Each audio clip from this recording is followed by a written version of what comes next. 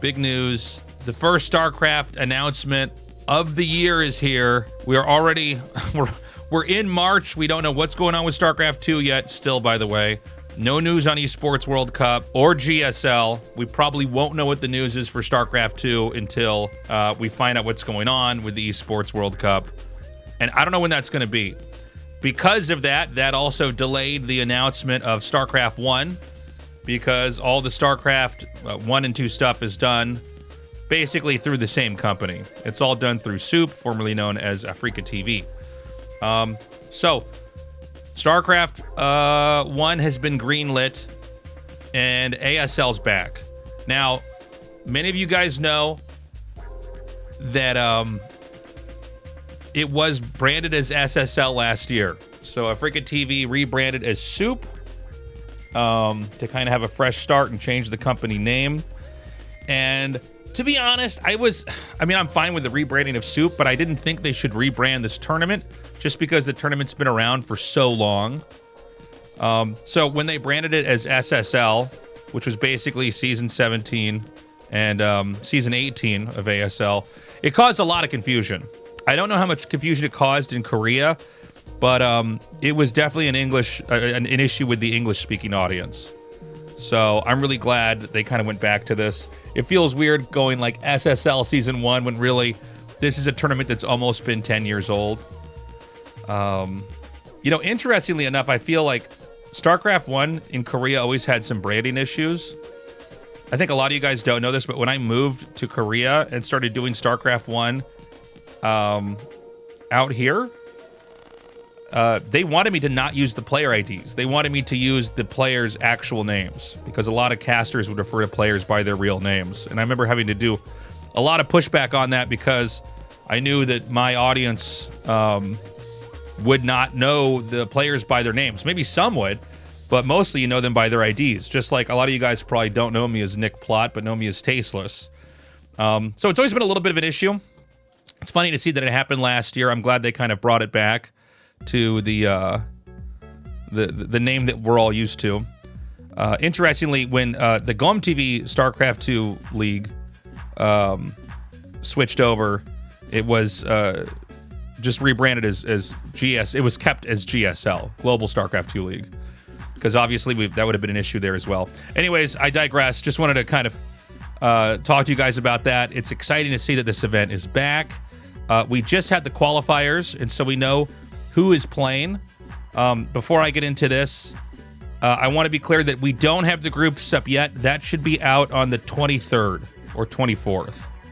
So we don't know who is versus who. As soon as we get that, I'll be making another video giving you guys my thoughts on that. I think it's going to be a great season. We've got a lot of really good players. First thing you're probably noticing as you look at this list is that there is no Flash. Flash is having wrist issues again. So he took a hiatus from StarCraft for a couple years, did make a return video, which I also have a video of me reacting to that on my YouTube channel. Flash has had several major issues with his wrists and forearm for that matter as well. And from what I have learned looking online, it seems like he might be having like a plate removed in his wrist. So obviously I'm not a doctor, but we've all heard of situations where someone gets some piece of metal installed that is supposed to fix a problem. Sometimes it does. Other times it doesn't, which might be the case here. So it's kind of too bad because really the big narrative going into 2025 was that Flash is going to be back. Sulky right now is looking to be the best player in the whole world. And so the question was going to be, can Flash come back and usurp him? Is Sulky really in a whole new level of StarCraft? I think a lot of people, myself included, would guess that Flash should be just as competitive and just as viable as before. But the truth is you never know. I mean, that's why we have these tournaments. That's why these results are so exciting. That's why everybody watches this stuff, is we basically get to go and find out. We get to go test it out. So he will not be in this season. He is still streaming some, but I guess the issue would be, if he's okay one week and then not okay the next week, that's going to be, wrist injuries a lot of times are not going to be, I think, acceptable for the player if they end up losing, even if they struggle in a match to kind of do what they're going to do. So taking some time off is probably the right call. We have the 4 players who have already automatically qualified from the previous season. Rain, Sharp, Sulky, and Snow.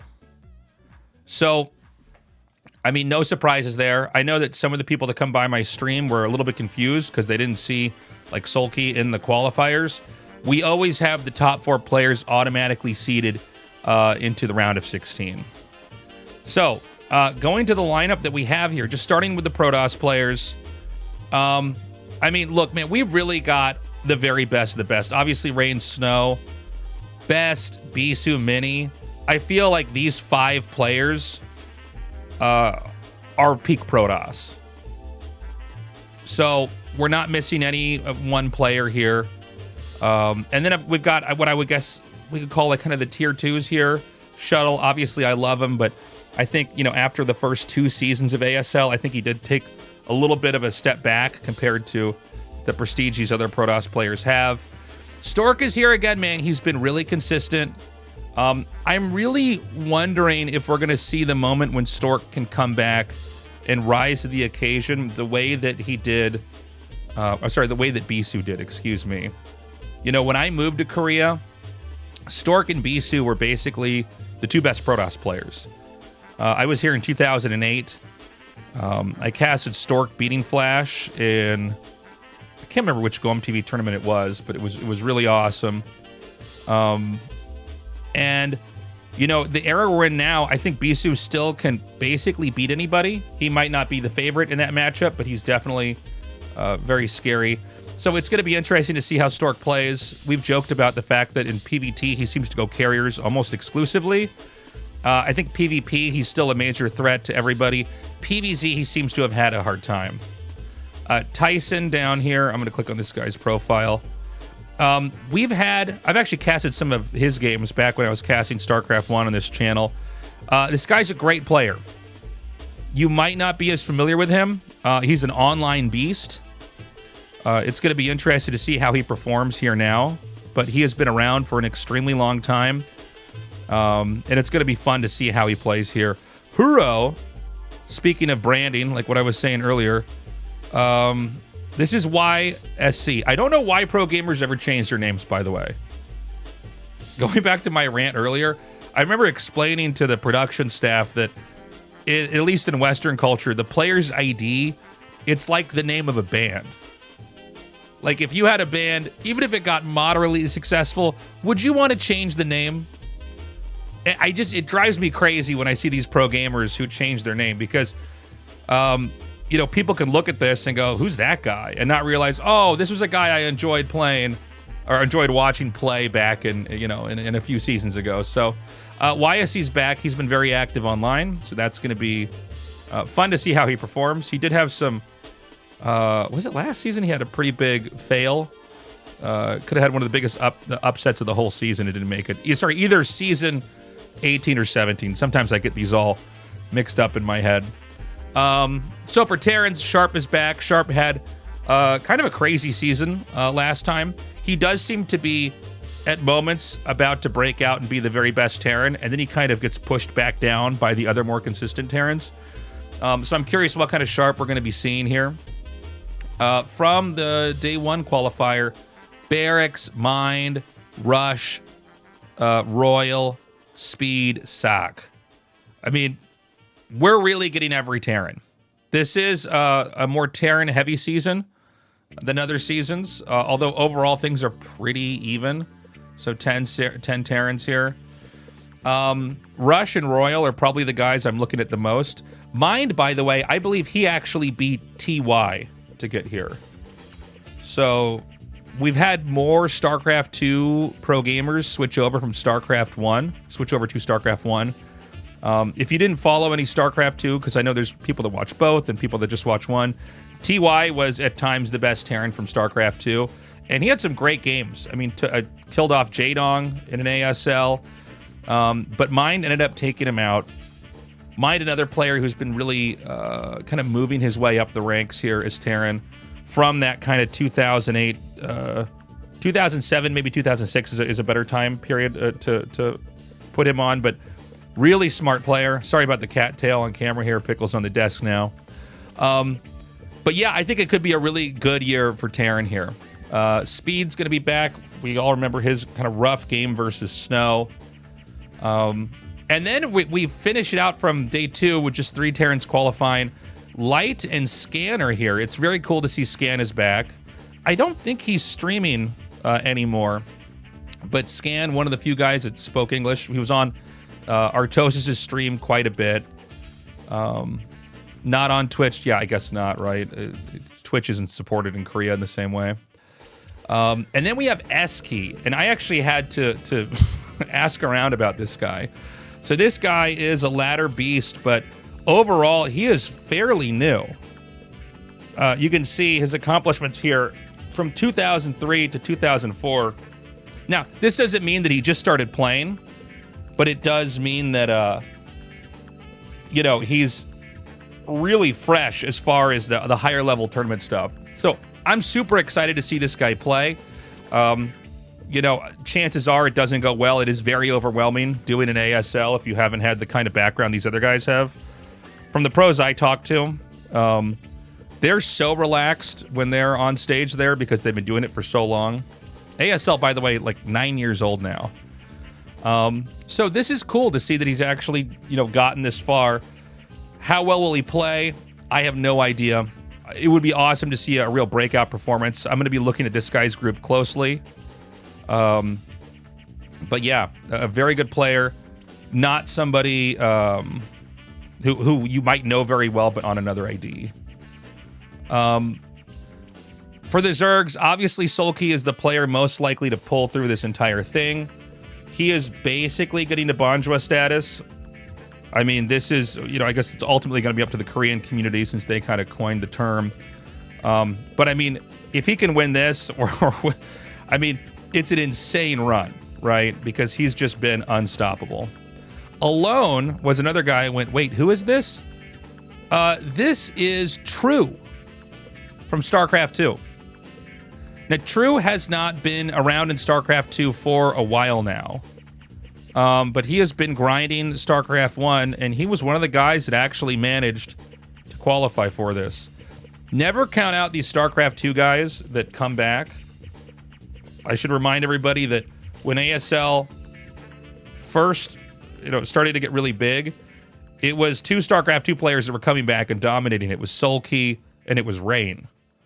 So a lot of these guys that end up mastering StarCraft 2, they can come back to StarCraft 1. And also keep in mind, pretty much everybody who was good at StarCraft 2 was at least decent in StarCraft 1, was at least tournament level. So this is going to be fun to see how he performs here. I do find the StarCraft 2 guys do bring a lot of very different ideas and approaches. As much as StarCraft 1 and StarCraft 2 are similar, there are certain ways that players play that sometimes you'll see someone switch over, and you can see that expressed in there. And so that should be a lot of fun. Jaedong here. I'm always excited to cast this guy play. I don't... it's been a little bit sad lately. I think people had higher expectations for him. I think he had higher expectations for himself. He still looked very strong. He's always kept that play style where he's going to kind of... He's kind of like the TIE Fighter in Star... Or not the TIE Fighter, the X-Wing in Star Wars that, like, manages to go through the Death Star and shoot it in the center and blow it up. That's what I always think of when I think of his aggression. Like, he's so good at getting exactly in there, even when it looks like it's impossible, and getting the kill move. But he's had a couple seasons where he tries to do that and basically gets shut down. And TY had an amazing game against him where he basically completely tricked him with a build order win. So that's going to be fun to see him here. And honestly, he's like one of those players where if he wins, it's really good for the game. Queen, I'm sorry, now he's using the ID 0. He oscillates between Queen and 0. One of the only guys that was basically ever able to temporarily overshadow Flash when they were both pretty active. I'm curious to see how he performs. It seems like he's fallen off a little bit. He still looks very strong. I do see him getting beaten a lot in his online games. And, you know, this was the guy that was basically on the road to be where Sulky was, but wasn't quite able to make it. You know, we'll have to see how he performs here, but important to note that if you didn't recognize the ID 0, that is Queen. And finally, we've got Calm, Hero, Hyun, and Killer. Hero, obviously, out of these 4 players, you know, one of the guys where I feel like he can always easily get top 4. Always looks really scary. Hyun, a good player. You might recognize him from StarCraft 2 as well. Seems to be pretty consistently able to always qualify for ASL, which is impressive. Don't know that he's going to be as much of a threat. Same as Killer here. I think all these guys, I kind of put him in maybe one tier below the top Zergs. And so that's going to be our lineup here for the players that we've got. We do have a pretty cool map lineup here. Maps you already know. We have Eclipse here. We've got Radion. We've got Dominator, Deja Vu. We've also got Polestar, Metropolis, and Death Valley. I think these are all pretty good maps for the lineup. I think some maps maybe favor some matchups, but you know, a lot of times there is a workaround with that. If a map's not great for you, you might as well, you know, maybe try cheesing or try some alternative play. A little bit surprised to see Eclipse brought back in here. Eclipse is also back in the map pool for ladder. I'm a little bit surprised. I wouldn't have minded seeing Eclipse back in the map pool like a couple years from now, but I felt like it would have been nice to have kind of another new set of maps here. I just feels like Eclipse was in the map pool for so long before. But regardless, I think these are all really good maps, and I think they did a really good job this time of having some pretty balanced maps, at least idea-wise, and then trying to add something interesting. Maybe 5 or 6 years ago in ASL especially, I felt like we ended up with these maps that had maybe 10 cool ideas, and so it was really hard to play on and made for really different games, and it was hard for players to learn when watching pros. And I think it's always good to have a couple of those maps, but I think it's always better to just try to have a series of maps that have a couple of little changes that make it interesting, but still kind of keep that core gameplay in there. So if you're going to come down to ASL, dude, my cat is shedding so much. This is crazy. I'm about to sneeze here. I got so much cat hair getting in my face. If you guys are going to come down, this is going to be basically in the last week of this month on through all of the month after this month. You see here, how many weeks is this exactly?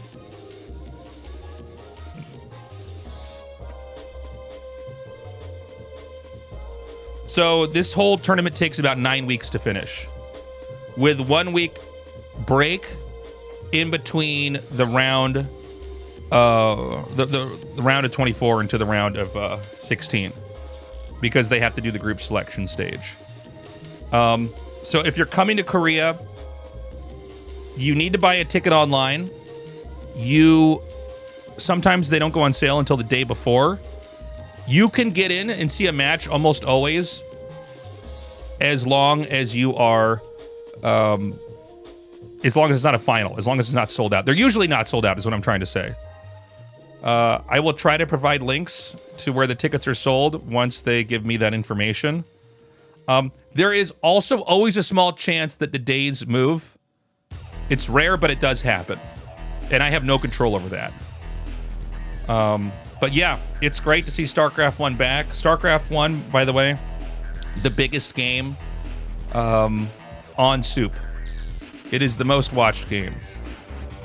So in other words, it's the most watched game in Korea right now.